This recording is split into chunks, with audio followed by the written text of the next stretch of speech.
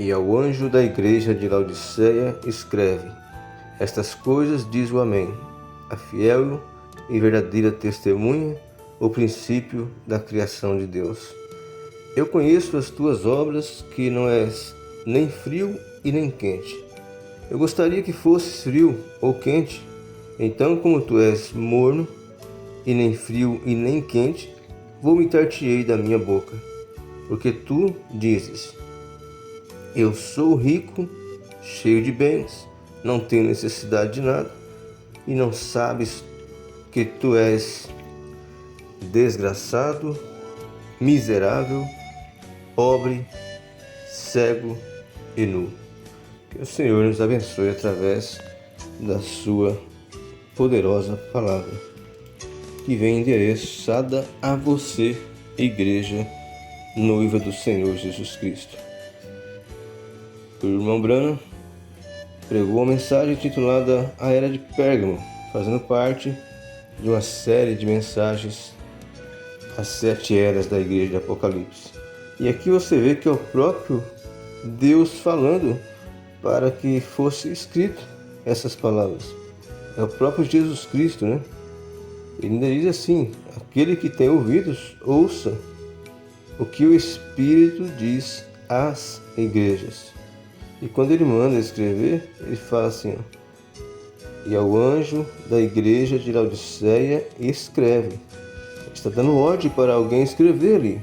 Olha, escreve para essa igreja aí da última era, dos últimos tempos, que somos nós. A igreja de Laodiceia é a última igreja, é a última era. Então ele endereça exatamente a nós essas palavras. E ele diz assim, na era de Pérgamo, ele disse essas palavras, veja: então na chuva seródia virá um confronto, como o do Monte Carmelo. Deus está advertindo a sua igreja que nós estaremos no confronto nesses últimos dias, como foi lá no Monte Carmelo com Elias. Veja, o segundo precursor de Cristo semeará para a chuva seródia. Ele vai fazer uma semeação, né? Ele vai semear a palavra para que então venha a chuva seródia. Jesus será o confronto com as denominações e credos. Jesus será o confronto com as denominações e credos. Se você estiver preso a uma denominação, servindo ao homem e não a Deus, você mesmo terá que entrar em confronto com Jesus nesta era. E uma das identificações que estão servindo apenas de maneira humana é que nos tornamos frios e formais. Não temos mais aquele fervor do Espírito, não temos mais prazer de passar horas e horas com Jesus, mas apenas poucos minutos para cumprir um dever. Essa é uma identificação que você se denominou a si mesmo. Ele virá para sustentar a sua palavra e levar a sua noiva ao arrebatamento.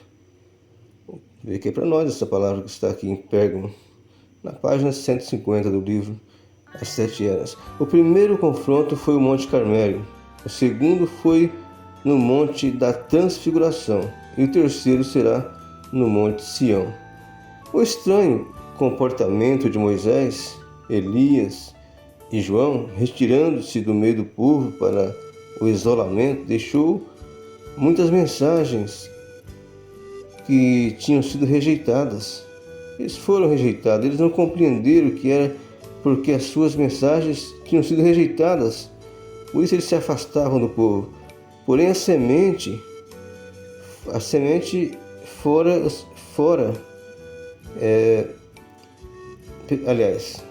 porém a semente fora semeada e o plantio tinha terminado e o juízo já era próximo passo. Eles tinham nascido dos seus propósitos como um sinal de pessoas. Portanto, o juízo era o passo seguinte. Eu creio que, de acordo com Apocalipse 13, versículo 16, a noiva terá que parar de pregar, porque a besta exigirá a marca na mão ou na testa, caso a permissão para pregar seja concedida. As denominações receberão a marca ou serão forçadas a parar de pregar. Então o cordeiro virá para a sua noiva e julgará a grande prostituta. Agora recorde, Moisés nasceu para uma determinada obra, porém ele não podia fazer essa obra até que tivesse recebido os dons que o capacitariam a fazer o trabalho. Ele teve que sair ao deserto e esperar ali.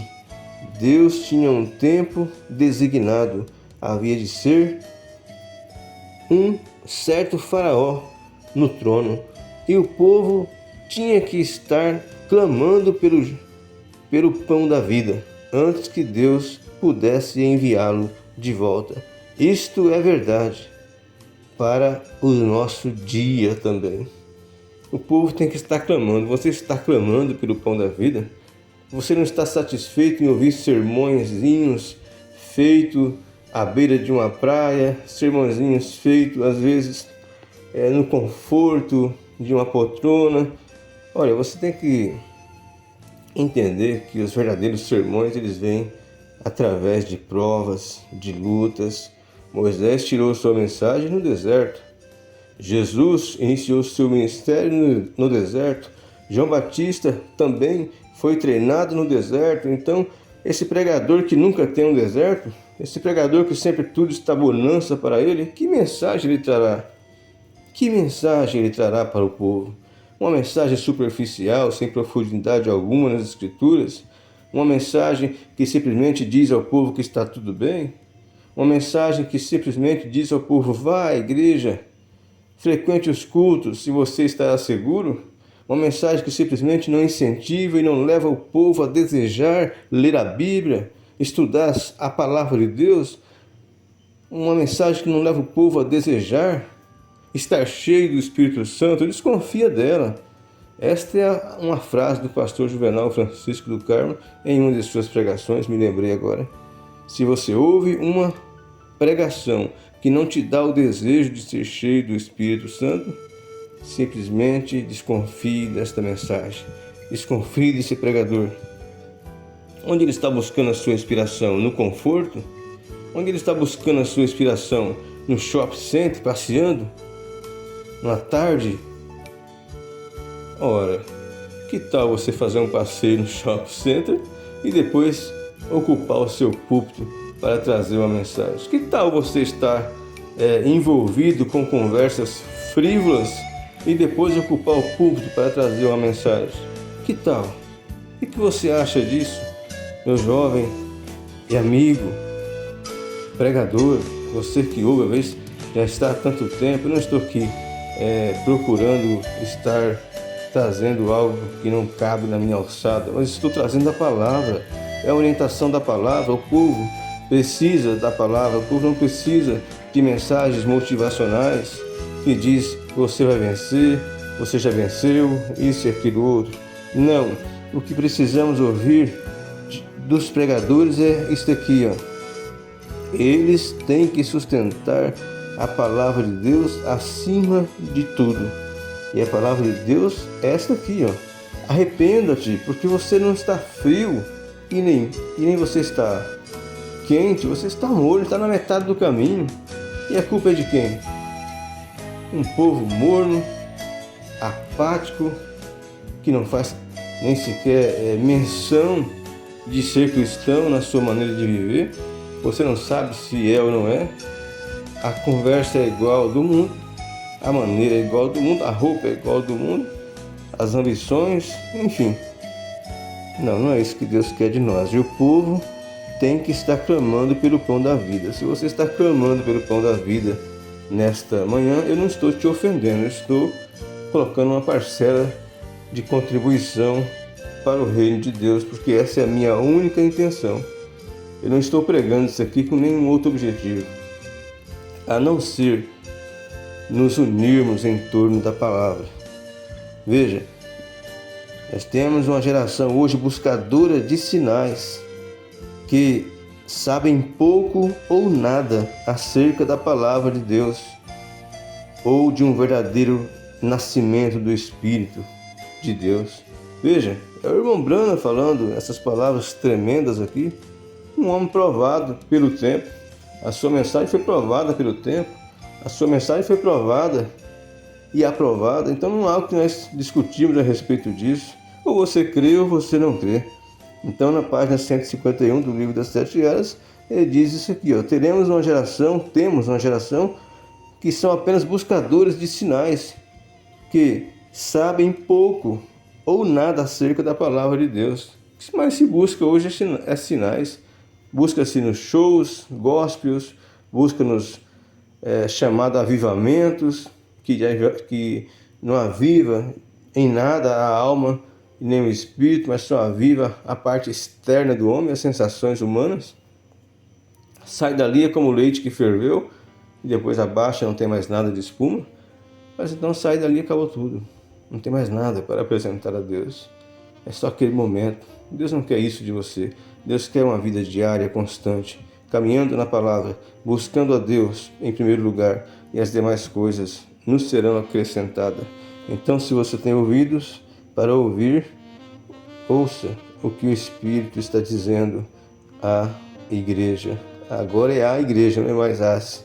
É a igreja, é a última. É a etapa final, é a conclusão de todas as coisas. E eu conheço as tuas obras. Sei que não és nem frio e nem quente. Eu gostaria que fosses frio ou quente, disse Deus no versículo 15 de Apocalipse 3. Fiquemos todos com a fé no Filho de Deus, a fé que vence o mundo.